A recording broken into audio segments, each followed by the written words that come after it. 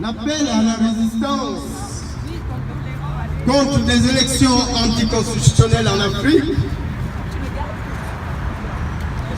j'ai tiré l'inspiration de ce discours du texte d'un illustre personnage gabonais, le professeur Grégoire Biogo, que je tiens à saluer pour tout le travail qu'il fait pour la libération de l'Afrique du joug des dictateurs. Chers compatriotes, amis de la liberté, je citerai, Ali Bongo n'a pas été élu. Telle a été la déclaration de Manuel Valls, Premier ministre de la République française, le 16 janvier 2016 sur les antennes de France 2. Ce que l'on savait au Gabon et partout en Afrique et dans le monde, depuis la consultation présidentielle de 2009, mais que personne n'avait jamais relayé avec autant d'autorité et de franchise en Afrique, en Europe, en Amérique ou ailleurs dans le monde. Cette affirmation de la plus haute autorité de l'exécutif de France peut se définir comme un acte de responsabilité publique d'importance capitale qui honore le chef du gouvernement français. Avec son franc-parler, Manuel Valls rappelle simplement la conception constitutionnelle républicaine de la gouvernance électorale. Nous pouvons donc comprendre par déduction que l'élection présidentielle de 2009 au Gabon avait été usurpée par Ali Bongo Ondimba. Ce qui en fait un acte répréhensible en droit, dont une violation constitutionnelle. La répression sanglante qui s'ensuit des populations, des leaders politiques, des défenseurs des droits humains au Gabon, ainsi que le caractère ostentatoire de ce régime ne pouvait être ignoré ou oublié de si peu par le peuple gabonais ou par les observateurs internationaux. Reconnaître que l'élection présidentielle gabonaise de 2009 était antidémocratique est un acte significatif majeur pour le peuple gabonais. Dans la lutte pour le respect de sa souveraineté, il convient de tirer argument de ce contexte favorable au respect des élections libres et démocratiques qui se profilent aux prochaines consultations présidentielles de 2016 au Gabon et en Afrique en général. Une nécessité s'impose à nous d'organiser dans les plus brefs délais la mise à plat systématique et définitive des conditions élémentaires d'une élection démocratique au Gabon. Cela signifie qu'il faille pouvoir réorganiser et dépouiller complètement les pouvoirs patrimoniaux antidémocratiques et répressifs des instances d'organisation et d'arbitrage des élections, dès lors que celles qui ont eu la charge depuis des décennies ont littéralement échoué, discrédité la constitutionnalité des élections au Gabon. Amis de la liberté, nous ne pouvons continuer de laisser des régimes politiques s'installer par la force. L'Afrique ne peut capituler en donnant une sorte de chèque en blanc sur le devenir de notre peuple, en concédant qu'ils poursuivent des mandats usurpés. Amis de la liberté, la lutte pour le changement et le respect de nos souverainetés constitue un défi sans précédent. Nous avons le devoir d'agir et surtout de nous engager à défendre la valeur de la démocratie à travers des rassemblements ou encore comme celle de ce jour. Cependant, nous devons nous méfier du double langage de la France. Nous disons qu'on ne pourrait mieux échanger que dans la perspective de l'équivalence des valeurs de l'économie, de la raison du droit, des institutions avec des normes rationnelles d'équivalence d'échange. Le soutien et la caution accordée jusqu'ici au régime africain tyrannique ayant développé des régimes répressifs, hostiles aux normes du droit, à la gestion rationnelle des biens publics, des lois, au respect de la personne humaine, aux droits fondamentaux. Aux droits fondamentaux des peuples, à commencer par ceux qui, selon, sont dépositaires de la légitimité des peuples, sont autant de choix qui sont en totale contradiction avec les principes modernes de l'interdépendance économique et de la réciprocité de la coopération fondée sur l'équivalence des règles, des normes et des procédures. Amis de la liberté, de 1960 à nos jours, ce schéma déséquilibré et inadéquat a dominé les relations franco-africaines et a donné les résultats catastrophiques que nous connaissons à tous les niveaux de cette coopération. A créé ce que l'on a appelé une situation d'autodestruction qu'on pourrait également désigner par l'autodécrédibilisation de cette coopération asymétrique.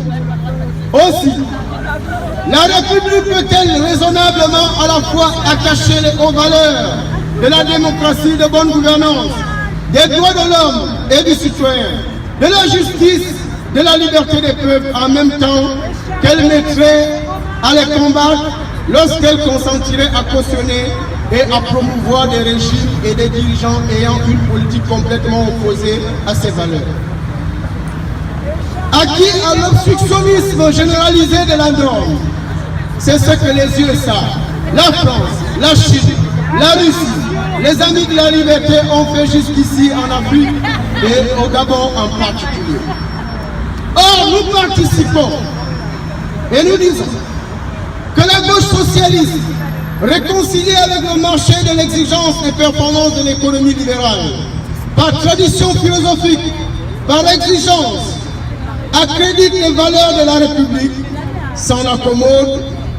Cette République qui est fondée du contrat social des États africains modernes et contemporains, que les peuples d'Afrique qui ont gardé aspiration à la démocratie et à l'économie. Ces États africains entendent passer et choisissent eux-mêmes d'élire en toute indépendance, en toute volonté. Après l'État colonial, la lutte des libérations nationales et l'État parti, les conférences nationales des États de droit en cours depuis les années 90, l'Afrique des États démocratiques et de la performance économique est née du point de vue des aspirations des peuples, des intellectuels, des partis d'opposition et de la société civile. Pourtant, dans les faits, le rythme d'implantation de cette Afrique des États de droit est précipité, stoppé par nos gouvernants antidémocratiques, monogouvernants, qui créent des institutions répressives, anticonstitutionnelles, avec des détournements exorbitants des fonds publics et un contrôle anarchique du pouvoir judiciaire, confondant en la matière les trois pouvoirs, des dirigeants unilatéralement, tous les corps constitués, tout le Parlement, tout l'appareil d'État, tous les marchés en laissant développer une criminalité urbaine et nationale jamais atteinte. Un art gouverné par la seule force de l'arbitraire judiciaire, en reconduisant sans cesse l'État léviathan que l'Afrique néocolonialiste a abandonné au moins depuis les années 90. Nous ne pouvons plus accepter ce schéma désordonné et obscurantiste, ni que nos partenaires aux valeurs républicaines, le cautionnement indéfiniment, avec un cynisme imperturbable. La question aujourd'hui est le déroulement et l'approfondissement du contrat du nouveau partenariat entre la France et nos États.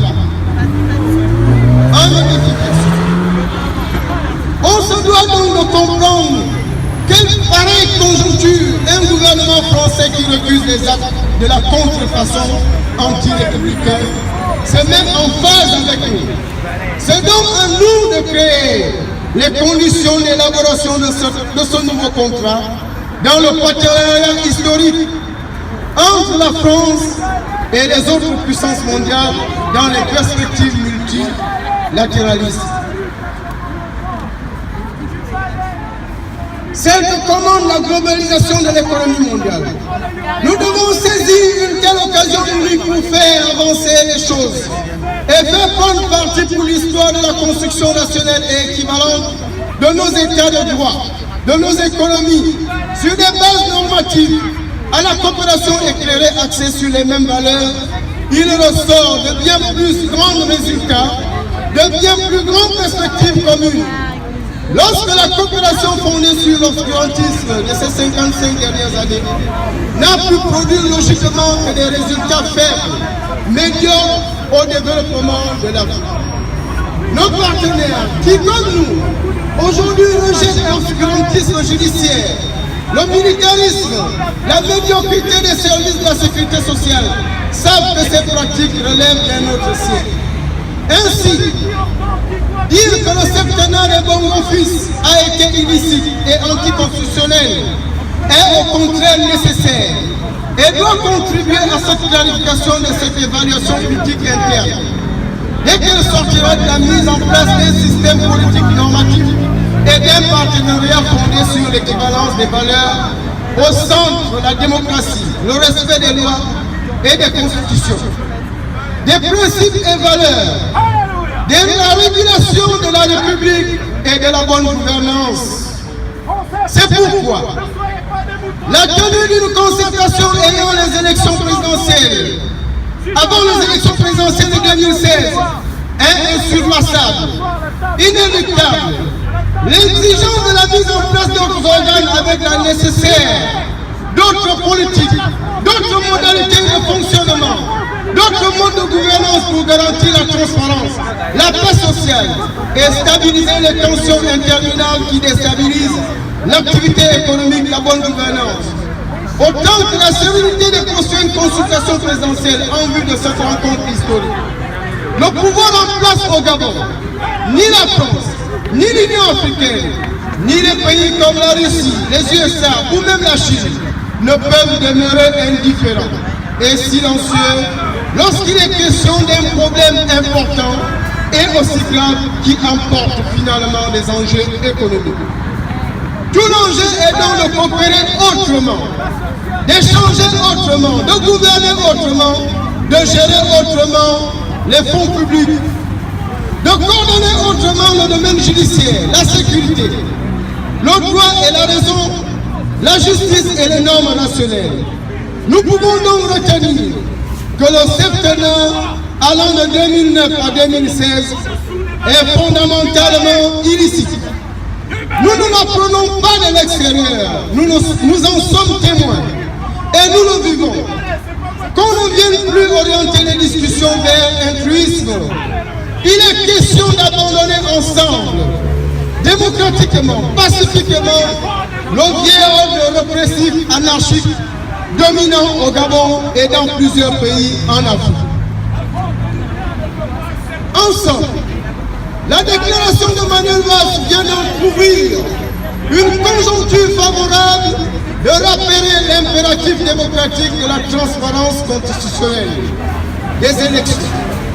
Il est maintenant aux structures associatives que nous représentons ici de nous battre pour arracher le droit de la souveraineté du choix des électeurs.